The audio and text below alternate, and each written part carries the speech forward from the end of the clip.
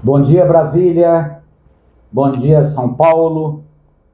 Bom dia, doutor Alexandre Guimarães, nosso entrevistado nesta quarta-feira, 10 de maio.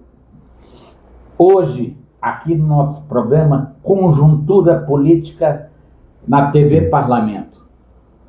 Temos a honra de receber o médico Dr. Alexandre Guimarães, uma das referências das novas gerações da medicina neurológica do Brasil, com apenas 32 anos de idade.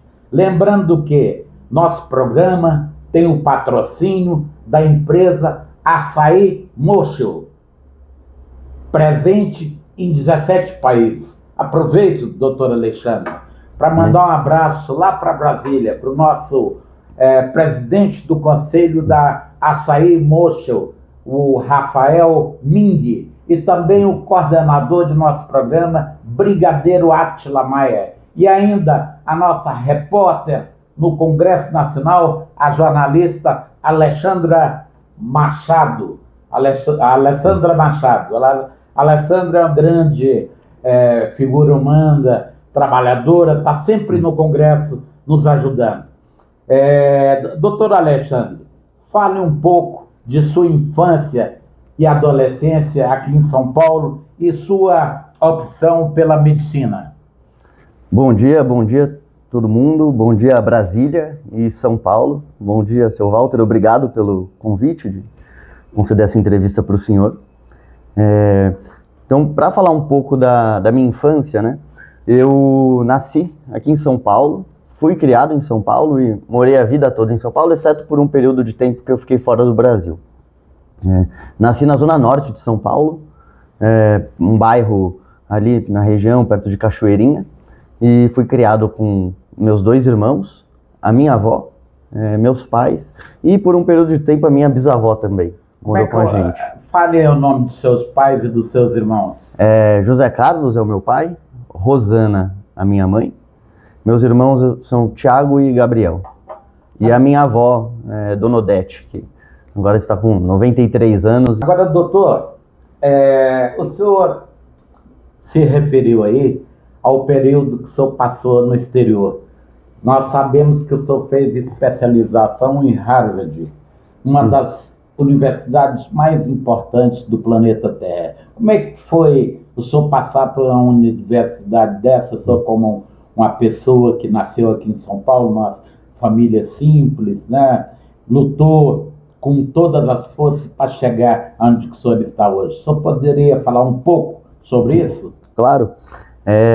Durante a faculdade de medicina, eu ingressei, né, na faculdade de medicina da Universidade de São Paulo em 2011, então eu comecei a fazer medicina na USP.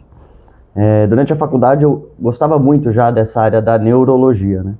E com isso eu fazia pesquisa, tinha os meus estudos e eu me inscrevi em um intercâmbio, né, para fazer um ano de pesquisa e estudar na Universidade de Harvard, né? Então eu fiquei lá por um ano fazendo pesquisa na área de neurodesenvolvimento fetal, além de acompanhando grandes especialistas da neurocirurgia e frequentando a faculdade com os alunos da faculdade de medicina. Foi um ano muito enriquecedor na minha vida. Eu pude trazer, né, com isso para o Brasil uma bagagem muito grande de conhecimentos, né, e coisas que a gente ainda não aplicava aqui no Brasil. E isso é uma coisa muito importante, não só para mim, quanto para todas as pessoas, né, que têm essa oportunidade de sair aqui do Brasil para trazer alguma coisa de fora, aprender alguma coisa fora que a gente não faz aqui, para trazer um benefício para o nosso povo brasileiro, né, que é o grande objetivo da gente que é médico, né, ajudar as pessoas, tratar as pessoas que precisam, e quanto mais conhecimento e mais coisas a gente possa agregar à nossa profissão, isso é importante não só para a gente, mas para o desenvolvimento do país.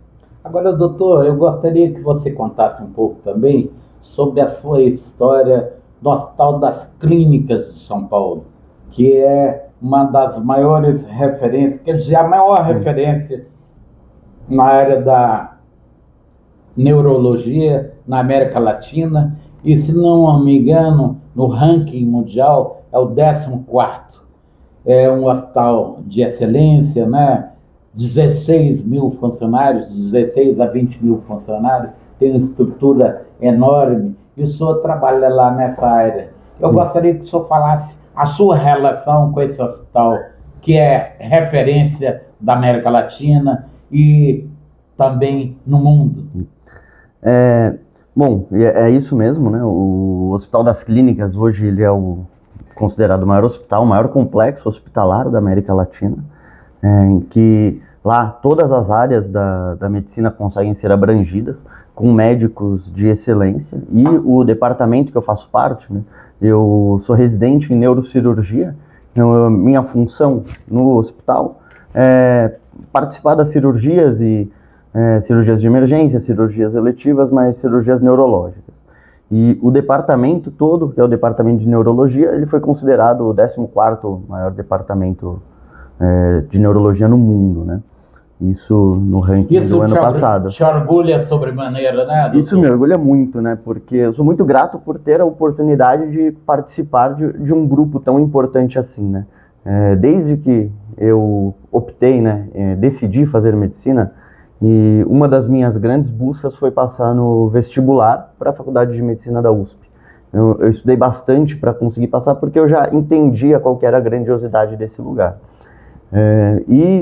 Após a Faculdade de Medicina, outra batalha foi para ingressar na residência de neurocirurgia, porque eu queria ser, né, um neurocirurgião, e esse seria o melhor lugar de formação para mim, né? O lugar que a gente tem os maiores profissionais, a gente tem os melhores professores e a gente consegue ter um conhecimento muito vasto do assunto, né?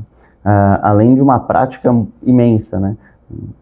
Já tem quantos anos, doutor, que o senhor está nessa luta aí na medicina? Desde que você passou no vestibular até agora? Desde 2011, são 13 anos. 13 anos. 12 anos, né? São 12 anos desde 2011 até agora. E, sim, sou muito feliz, né, em ter me formado médico e nessa faculdade. Agora, doutor, eu lembro aqui que o doutor Paulo Niemeyer é uma das histórias da neurocirurgia brasileira. O senhor poderia citar alguém da sua predileção, alguém que o senhor admira nessa área? Eu acho que vale a gente lembrar, né, nesse momento, do saudoso Dr. Evandro de Oliveira, né? Eu não o conheci pessoalmente, ele faleceu em 2021, e ele foi um médico que contribuiu muito para o desenvolvimento da neurocirurgia no mundo. Ele é um médico brasileiro, foi professor, né, aqui na Faculdade de Medicina da USP, né, no Hospital das Clínicas, da disciplina de neurocirurgia. Então ele é um médico que ele treinava os futuros neurocirurgiões. E ele é reconhecido mundialmente, né, pelas habilidades que ele tinha na neurocirurgia e pelo desenvolvimento dos estudos em neuroanatomia, que hoje, né, boa parte do que a gente usa, boa parte do que a gente conhece e do nosso conhecimento técnico e teórico, nessa área foi ele que foi um dos precursores aí, se é que a gente pode dizer assim. Perfeito. Agora, doutor, o Brasil muitas vezes é criticado por investir pouco nas ciências, investir pouco nos futuros doutores. Nessa área da neurologia, o Brasil tem investimentos significativos? Qual é a sua opinião a respeito disso? A gente tem um investimento, né, que, a meu ver, no momento está aquém da necessidade do Brasil, né? Acho que cabe muito mais investimento na medicina como um todo, principalmente na área de neurologia e neurocirurgia. Eu acho que um dos papéis do governo, né, a gente como eleitor aqui, né, como cidadão, sim, um dos papéis que a gente almeja é que eles aumentem o investimento na área, nos hospitais, na assistência à saúde, na pesquisa científica, e consigam com que mais profissionais ingressem e mais pessoas sejam contempladas por uma medicina de excelência, né? Perfeito. Agora, doutor, outra coisa. O Brasil é um país imenso de dimensões continentais. É, a grande referência, por exemplo, na neurologia, é o Hospital das Clínicas. O senhor acha que tem uma expectativa a médio, a longo prazo, da criação, da implementação de outros hospitais do nível do Hospital das Clínicas, atendendo a área de neurologia com a mesma excelência, mais algum aqui em São Paulo ou em outros estados da federação? O senhor acha que teria possibilidade nesses próximos anos, o senhor como um conhecedor, né, profundo aí dessa questão da medicina? Eu acho que sim, né? O estado de São Paulo, ele tem um campo muito vasto, né, para a atuação da medicina. Tem uma carência grande de hospitais de excelência para atender a população. E não só o estado de São Paulo, né? Se a gente, agora falando do estado de São Paulo, que é o mais rico da federação, se a gente for para outros lugares, a gente vê uma deficiência muito grande, tanto de médicos quanto de neurologistas e neurocirurgiões. Eu acho que um passo importante, né, para o avanço da população, para o avanço do país, é esse investimento na área da medicina, principalmente neurologia e neurocirurgia, que eu faço parte. Certo. Agora, doutor, uma curiosidade. Eu gostaria de saber como é que é o seu dia a dia, né, cuidando aí das cabeças do povo paulista, do povo paulistano, do povo brasileiro, naquele hospital imenso lá que você atua, que é o Hospital das Clínicas. Como é que funciona o seu dia a dia? Você é um jovem de 32 anos, né, não tem nem a idade de Cristo ainda, mas já ajudando, né, fazendo cirurgias, participando, né, de cirurgias importantes, não é isso? Isso, é isso mesmo. Tenho 32 anos. 33, dia 15 de maio agora. Então, já está chegando aí.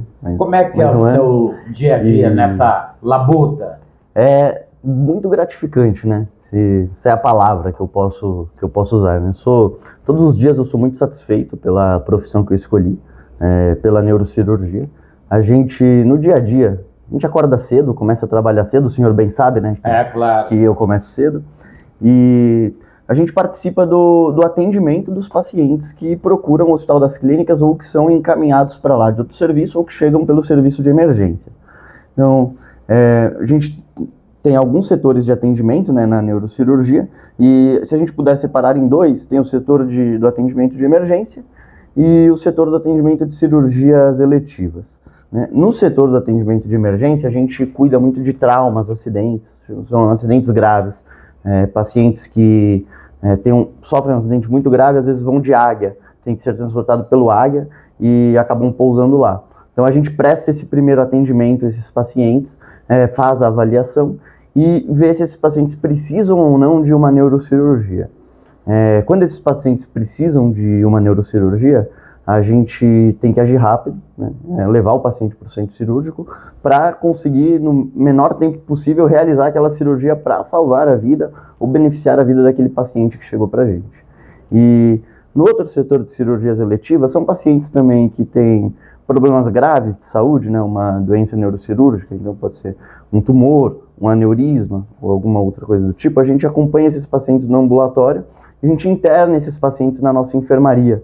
O senhor conhece bem a enfermaria e a gente presta o atendimento a esses pacientes dessa forma. Então a gente interna, faz um pré-operatório e opera os pacientes. Então, Agora, doutor, você falou que chega cedo. Agora, outro dia nós fomos jantar ali na Avenida Paulista, de repente o senhor estava atendendo o telefone à noite, já tarde da noite.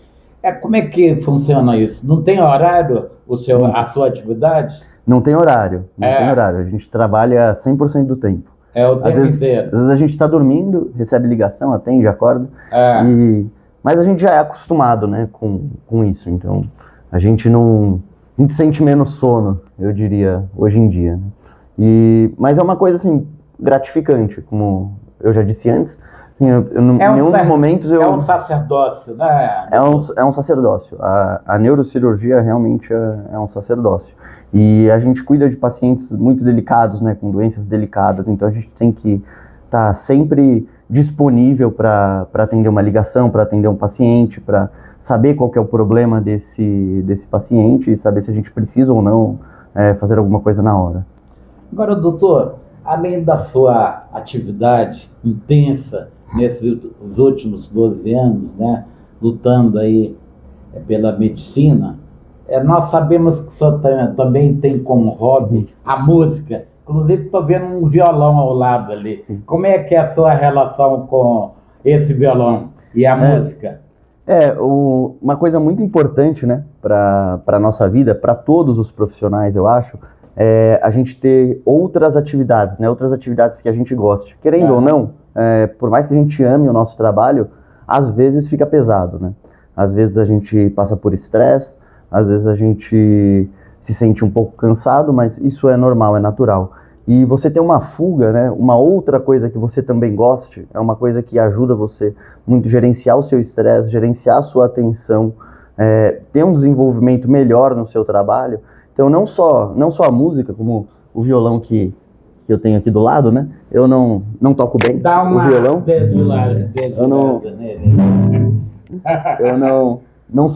Não diria que eu sou um bom músico, mas eu gosto muito de chegar em casa, às vezes, e tocar um violão, tocar as músicas que eu gosto, né?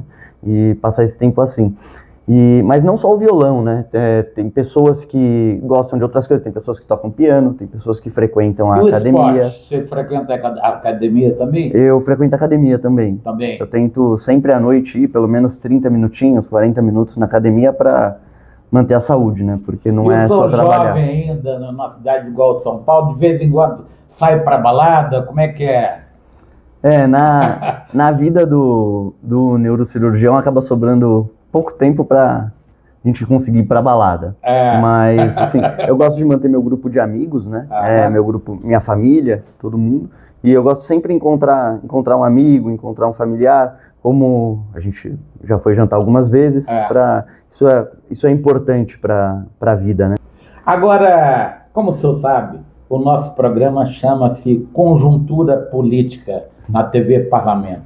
Então aqui a gente fala também dos assuntos da medicina, da economia, do desemprego do país, mas também o nosso foco é política. Como é que a senhora avalia a política nacional? Como é que você vê? A senhora participa de alguma forma da política nacional? Já foi filiado a algum partido? Eu nunca fui filiado a nenhum partido, né? Mas como todo cidadão e todo bom eleitor, eu acompanho de perto, né, o que acontece na política. E nesses 3 meses agora de governo que já foram, né? Aqui em São Paulo a gente tem... Como é que você vê, por exemplo, o governo Tarcísio e o governo Lula da Silva nesses 3 meses aí, nesses 120 dias de governo? O governo do Tarcísio, né? Apesar de não ser um político de carreira, né? Um rapaz muito trabalhador, né? A gente vê pela questão das enchentes que a gente teve no litoral norte, ele teve muito presente ali, ajudando a população, auxiliando, né? Isso é uma coisa importante. A gente vê que é uma pessoa muito, muito batalhadora e está se mostrando um grande administrador nesse momento, né? E o governo Lula, que o Lula está se destacando aí no mundo, né? Sim. Ontem, essa semana aí mesmo, ele participou lá da coroação do rei Charles III na Inglaterra. Como é que você avalia o Lula da Silva nesses 120 dias? O Lula, assim, 3º mandato dele já, né, como presidente do Brasil. A gente já conhece ele muito bem, de longa data, e eu acho que ele está indo muito bem. É um político bem reconhecido no mundo, né? Isso é uma coisa muito importante para o Brasil, né? A gente ter esse reconhecimento no mundo. Foi até a coroação do rei Charles, né? Pois nesse sentido, doutor, como é que você vê o mundo parar literalmente para ver a coroação do rei Charles?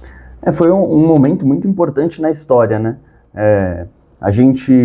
Quando a gente vê, né, a história da civilização até onde a gente chegou, a monarquia foi uma coisa importante, né, no desenvolvimento das sociedades, no desenvolvimento das cidades, principalmente na questão de desenvolvimento econômico, tudo.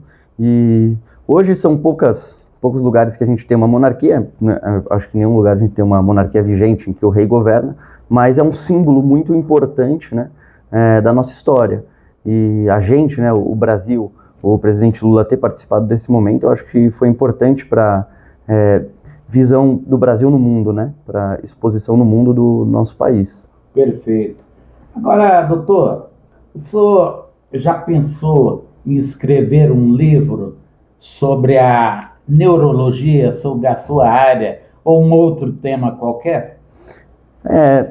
Eu acho que em escrever o livro ainda não tive esse plano, né? Mas sou apaixonado pela neurocirurgia e quem sabe o futuro não me reserve, né, um momento que eu possa escrever um livro sobre o que eu mais gosto. Agora, doutor, eu gostaria que o senhor falasse aí também sobre os seus planos para o futuro. Como toda pessoa, né? Todo cidadão, né? A gente tem plano, assim,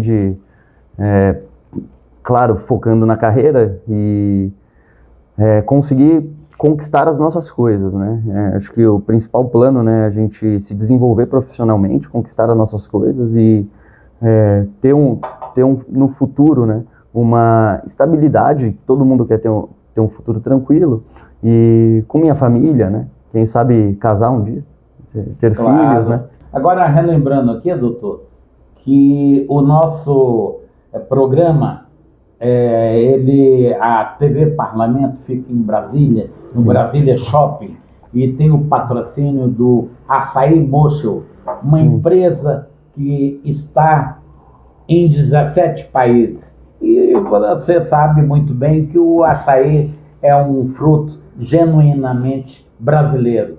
E o nosso diretor lá do Açaí Mocho, o nosso coordenador também, o brigadeiro Átila Maia, que é uma figura fantástica, juntamente com a Alessandra, né, eles estão lá nessa luta diária, né, lutando para colocar esse programa no ar, já visto em diversos lugares do Brasil e do mundo, e o Açaí Motion sempre nos patrocinando. Aproveito a oportunidade para mandar o nosso abraço para Brasília, né? Onde, lá no Brasília Shopping, distante 4 quilômetros do Palácio do Planalto, funciona a empresa Açaí Mocho, sob a coordenação geral do Rafael Ming. Rafael, aquele abraço. Estamos aqui entrevistando o doutor Alexandre Guimarães, esse jovem que luta com todas as forças pela medicina de qualidade em São Paulo e no Brasil.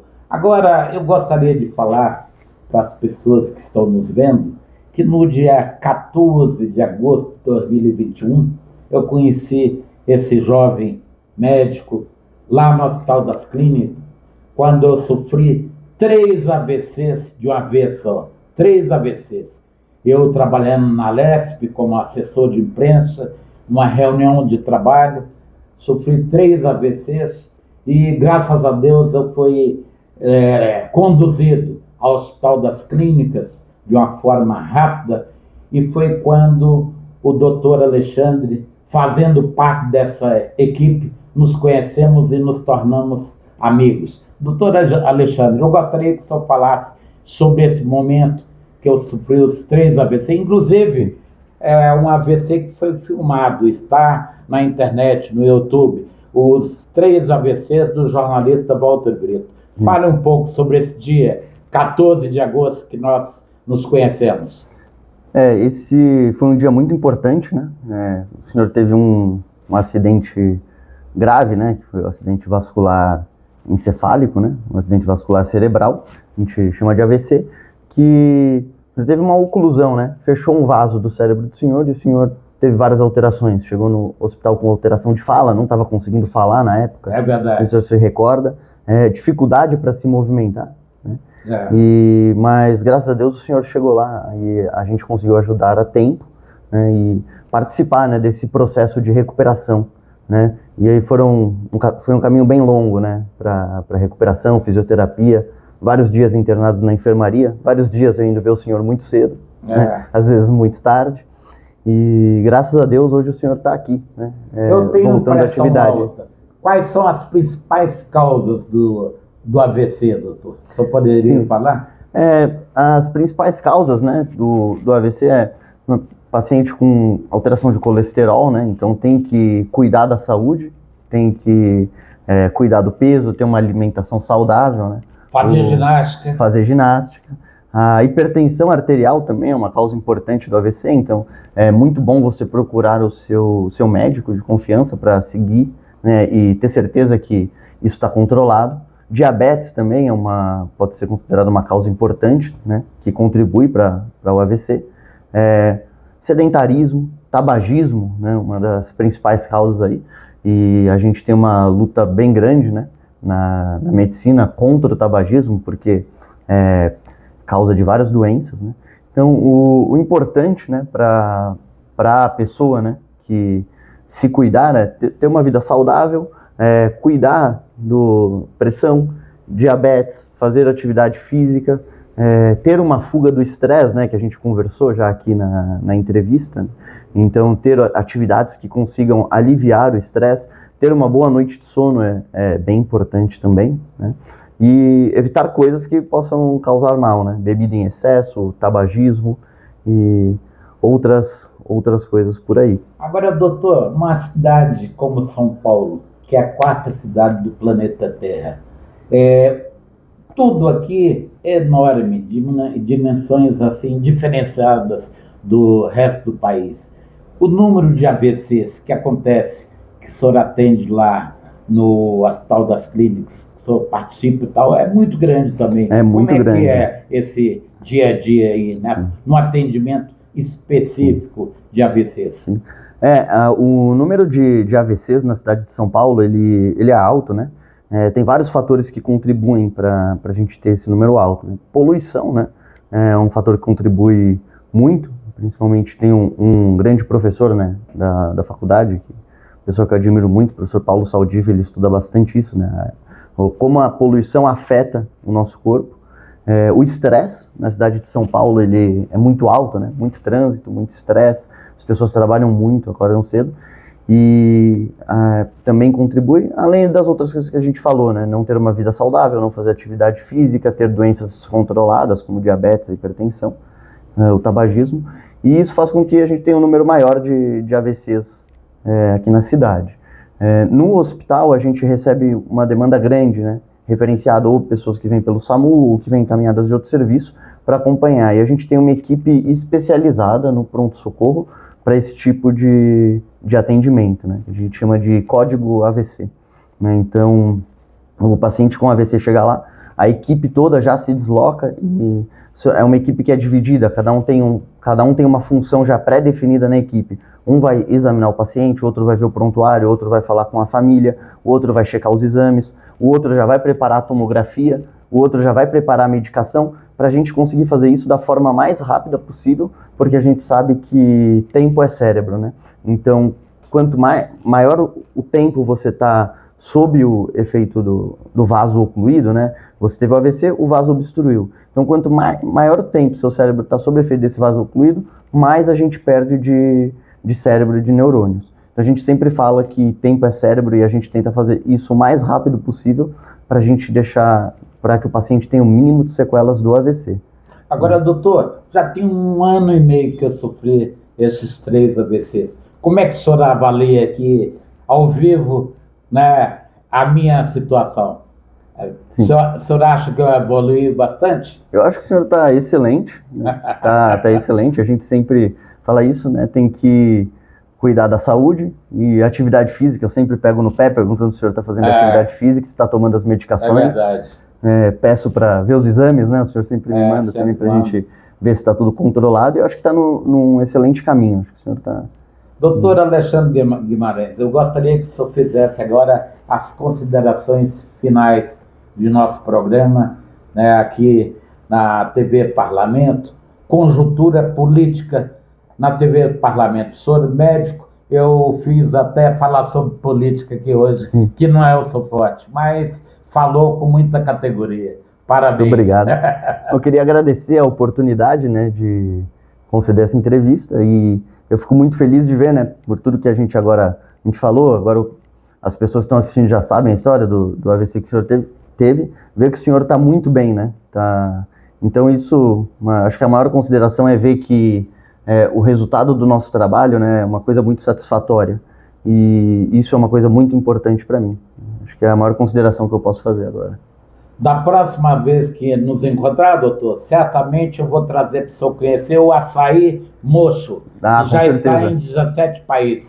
Um abraço, Rafael Ming, um abraço, Brigadeiro Átila Maia, um abraço, nossa jornalista Alessandra Machado. Deus sempre no comando. Um abraço, doutor. Prazer em entrevistá-lo.